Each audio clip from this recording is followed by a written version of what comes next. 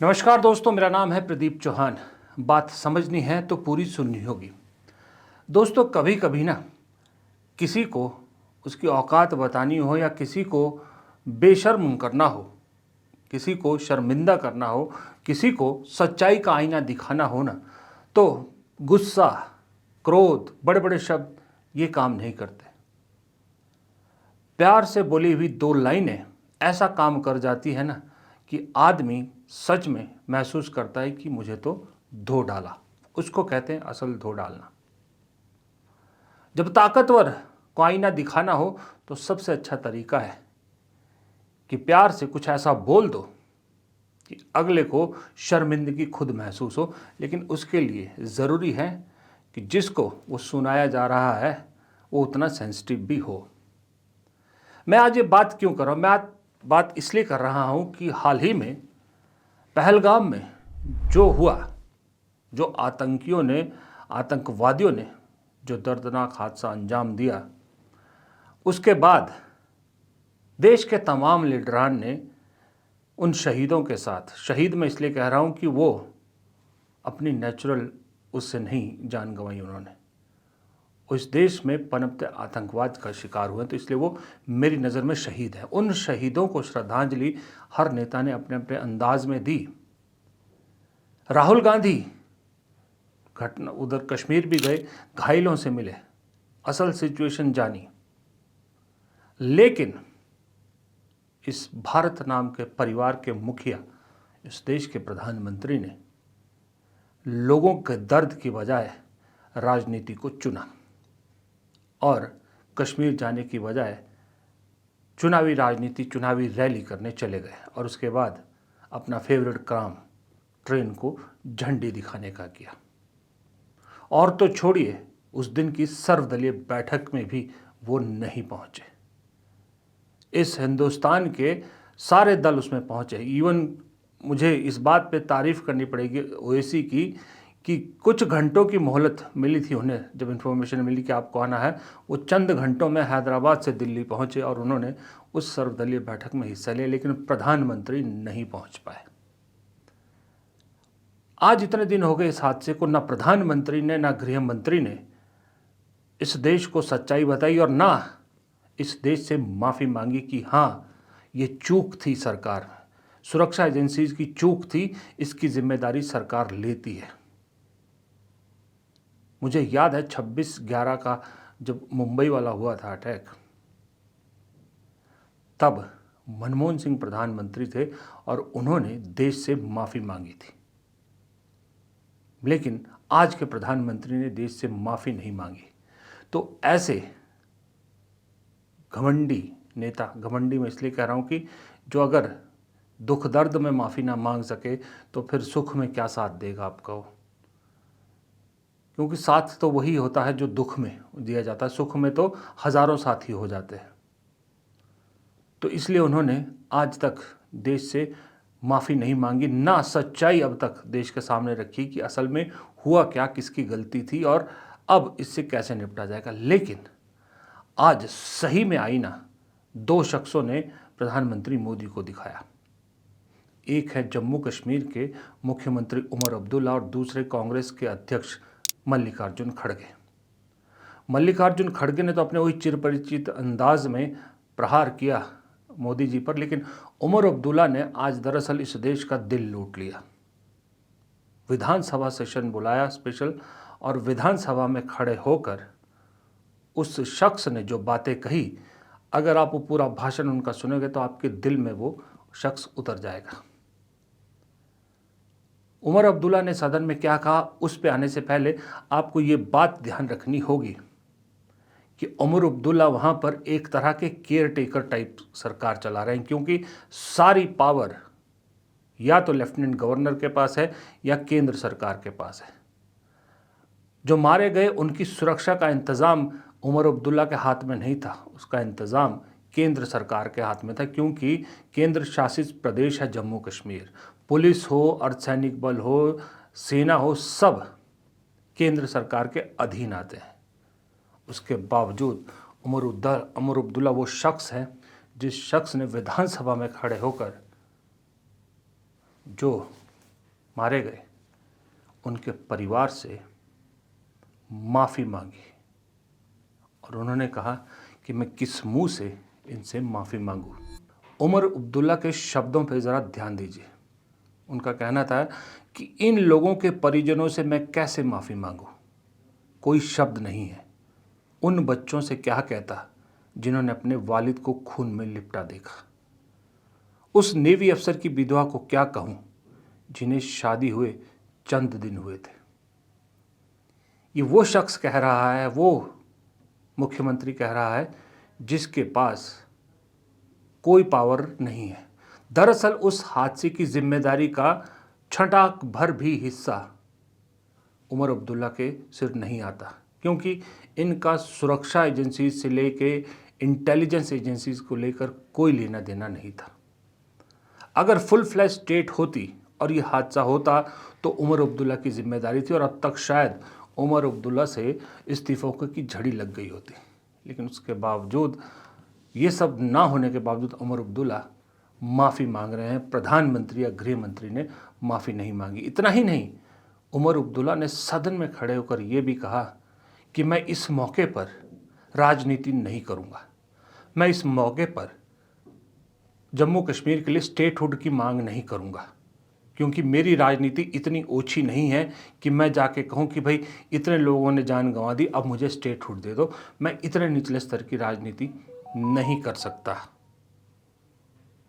ये जो लाइनें मैंने आपको सुनाई और ये जो अब बता रहा हूँ, ये लाइनें बहुत है किसी भी ज़मीर वाले इंसान के दिल में उतरने के लिए और शर्मिंदा होने के लिए कि देखो यार, मैं जिम्मेदार था इन सब चीज़ों के लिए, मैंने तो अभी तक किसी से माफ़ी नहीं मांगी। ये शख्स जिम्मेदार ना होते हुए भी इतने, क्या कहते हैं उसको, इतने मासूम भरे, इतने प्यार भरे शब्दों में, दर्द भरे शब्दों में माफ़ी मांग रहा है। इससे ज़्यादा आदमी किसी को क्या धो सकता है? इससे ज़्यादा आदमी किसी को क्या बेशर्म कर सकता है? क्योंकि पावर के हिसाब से उमर अब्दुल्ला प्रधानमंत्री मोदी के सामने कहीं भी नहीं है। प्रधानमंत्री मोदी चाहें तो उमर अब्दुल्ला को कभी भी पावर से हटा सकते हैं।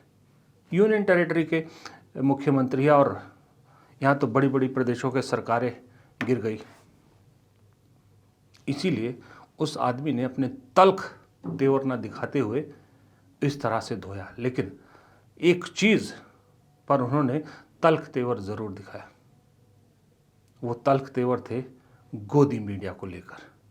गोदी मीडिया को भी उन्होंने तल्ख अंदाज में बेशर्म मीडिया करार दिया, क्योंकि वो असल खबर दिखाने की बजाय कश्मीर को बदनाम करने में लगे। बेशर्म चैनल ये दिखाएंगे नहीं, क्योंकि ये चीज दिखा के उनकी चैनलें चलेंगी नहीं। ये चैनल नफरत फैला के चलती हैं। काश ये चैनल जो है इनकी हिम्मत होती। मैं माफी चाहता हूं ये कहते हुए, लेकिन कुछ इन चैनलों के एंकर बुज़दिल लोग हैं। वो सच का साथ नहीं देते।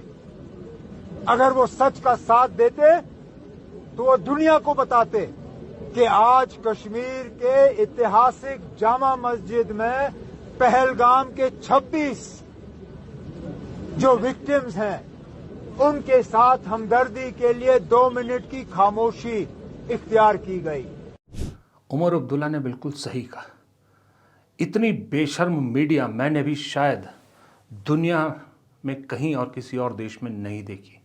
28 साल मुझे पूरे होने लगे हैं पत्रकारिता करते हुए। पत्रकारिता का इतना निचला स्तर नहीं देखा। पहले दिन से पहले तो हिंदू मुसलमान नैरेटिव चलाया, उसके बाद जब वो फेल हो गया तो अब सच्चाई से लोगों का ध्यान भटका रहे हैं और इधर उधर की बातें कर रहे हैं। देखिए, ये गोदी मीडिया के हेडलाइंस देखिए। गोदी मीडिया के हिसाब से चलें तो सरकार तो कभी भी पाकिस्तान को निस्तो नाबूद कर देगी, लेकिन दूसरी तरफ जिसको कुछ एक्शन करना है वो सरकार कुछ भी नहीं कर रही। वो सरकार जस की तस बुत बने बैठी है। इसीलिए मल्लिकार्जुन खड़गे ने जयपुर में संविधान बचाओ सम्मेलन में कहा कि ये बड़ी शर्म की बात है, ये बड़े शर्म की बात है कि इस देश का प्रधानमंत्री इतना बड़ा हादसा होने के बाद सर्वदलीय बैठक में शामिल तक नहीं हुआ। सब पार्टी के लोग आए, लेकिन उस मीटिंग में मोदी जी नहीं आए। यह शर्म की बात है। देश के स्वाभिमान को जब धक्का हो रहा, आप बिहार में चुनावी भाषण करते हो और यहां पर दिल्ली में नहीं आ सकते आप? क्या दिल्ली दूर है आपको बिहार से? बात तो बड़े बड़े करते हो, मेरी 56 इंच छाती है, मेरी वो है, ये है, मैं वो लड़ूंगा, घर में घुसूंगा।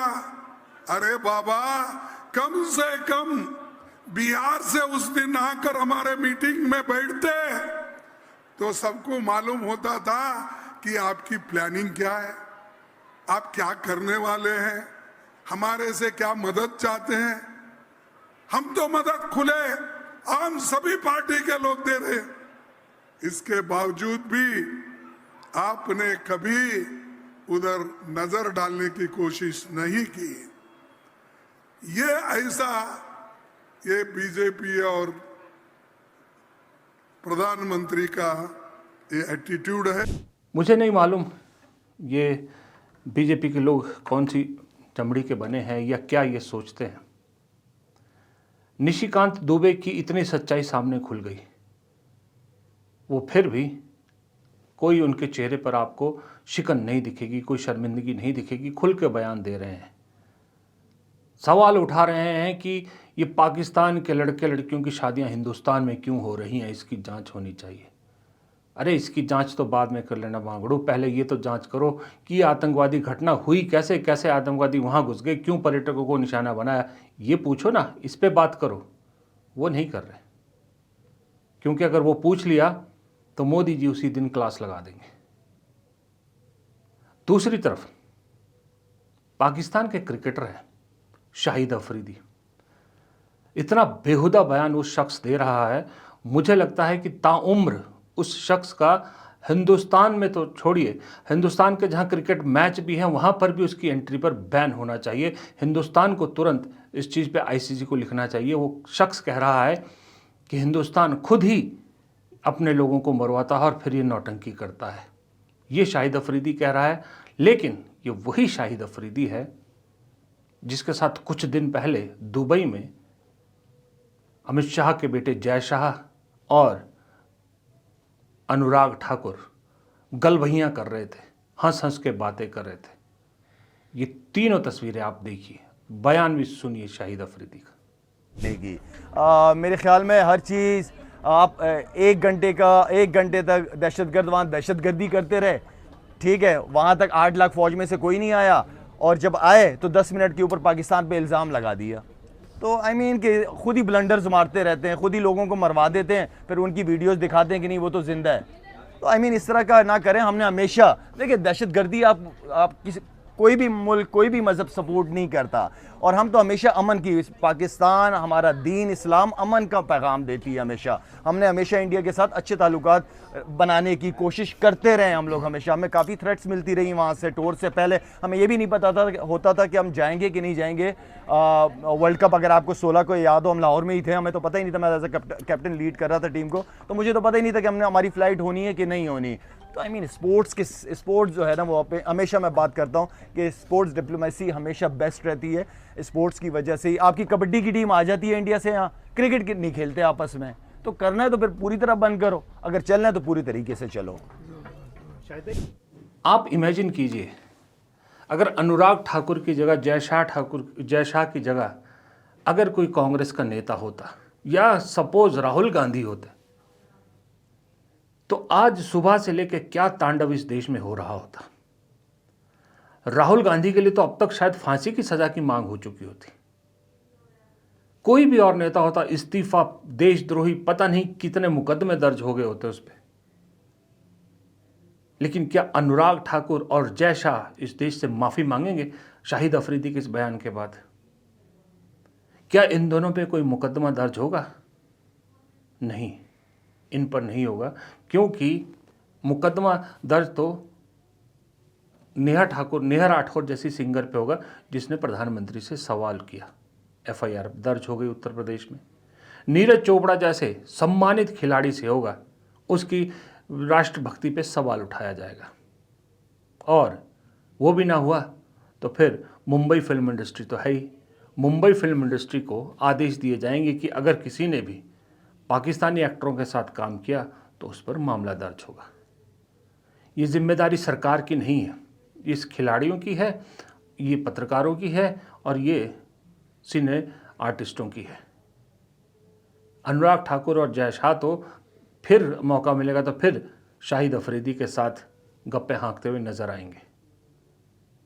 ये हकीकत है इस देश की। सरकार क्यों इतने दिन से खामोश बैठी है, कोई एक्शन क्यों नहीं हुआ? 5 सूत्री डिसीजन लिया, उसका असर कुछ भी नहीं हुआ। हरसिमरत कौर ने सही उठाया बात कि अगर अटारी से बंद किया जाता है तो पोर्ट क्यों नहीं बंद किए, गुजरात और महाराष्ट्र के पोर्ट क्यों नहीं बंद किए, अदानी के पोर्ट पर क्यों बिजनेस बंद नहीं किया। ये सब सवाल तो नहीं पूछे जा रहे, लेकिन मीडिया को चिंता है कि सीमा हैदर का क्या होगा। जिस दिन से ये सरकार ने फैसला लिया उस दिन से शायद विपक्ष को उतना स्पेस नहीं मिला न्यूज़ चैनलों में उसमें जितना सीमा हैदर को मिला। सीमा हैदर उनके लिए ज़्यादा इम्पोर्टेंट है। ये इस मीडिया का स्टैंडर्ड है, इस देश की मीडिया का स्टैंडर्ड है। लगातार सारा एजेंडा, सारा नैरेटिव फेल हो गया, उसके बावजूद बीजेपी के लोग आए दिन आपको कहीं ना कहीं नफरत फैलाते दिखते हैं। कभी जयपुर में विधायक तो कभी कहीं और, जानबूझ के इस देश के मुसलमानों को बदनाम करने की साजिश कर रहे हैं। इतने लोग मर मिटे हैं देश के लिए, और आज जो संकट आया है, इस संकट के घड़ी में सभी लोग एक होकर लड़ना चाहते हैं, लेकिन उसमें भी आप लोग जहर उगाड़ना चाहते हैं, उसमें भी वहां पर भी फूट डालना चाहते हैं। आप देखिए उनके YouTube के ऊपर उनके स्पोक्स पर्सन क्या बोलते हैं। उनका काम यही है, हम देश की बात करते हैं तो उन्होंने देश में फूट डालने की बात करते हैं। हम एकता की बात करते हैं, हम जोड़ने की बात करते हैं तो वो तोड़ने की बात करते हैं, और ऊपर से हमको बदनाम करने की कोशिश करते हैं। देखिए कांग्रेस वालों ने क्या किया भाई। तुम रोज उठ के सोनिया गांधी जी को, राहुल गांधी जी को, इंदिरा गांधी जी को, जवाहरलाल नेहरू जी को, सबको गालियां देते हैं। सरकार ने एक बहुत बड़ा और तीर मारा है, ये भी आपको बता दूं अगर आपको नहीं पता है। सरकार ने पाकिस्तान के 18 यूट्यूब चैनलों को, शायद 18 ही है अगर मैं गलत नहीं हूँ, नंबर देख लीजिएगा आप, मेरे हिसाब से 18 यूट्यूब चैनलों को बैन किया भारत में। वाह, ऐसे तो पाकिस्तान की कमर टूट जाएगी। सही बात है ना, कमर पाकिस्तान जो है घुटने में आ जाएगा। जख्म दिल में है और पैर की उंगली में बैंडेड लगाई जा रही है, ये हो रहा है। आपको भी हम जैसे लोगों का साथ देना हो तो प्लीज़, अगर आपने अब तक चैनल को सब्सक्राइब नहीं किया, चैनल को सब्सक्राइब कर लीजिएगा, वीडियो को लाइक और शेयर किया कीजिए, और कमेंट बॉक्स में मैंने कहा ना, आपकी राय यानी जनता की राय बेहद ज़रूरी है हम लोगों के लिए। वो राय अपनी रखा कीजिए। वित्तीय मदद करना चाहें तो फिर सुपर थैंक्स और जॉइन बटन करके हमारी मेंबरशिप के ज़रिए भी आप हमारी मदद कर सकते हैं। नमस्कार।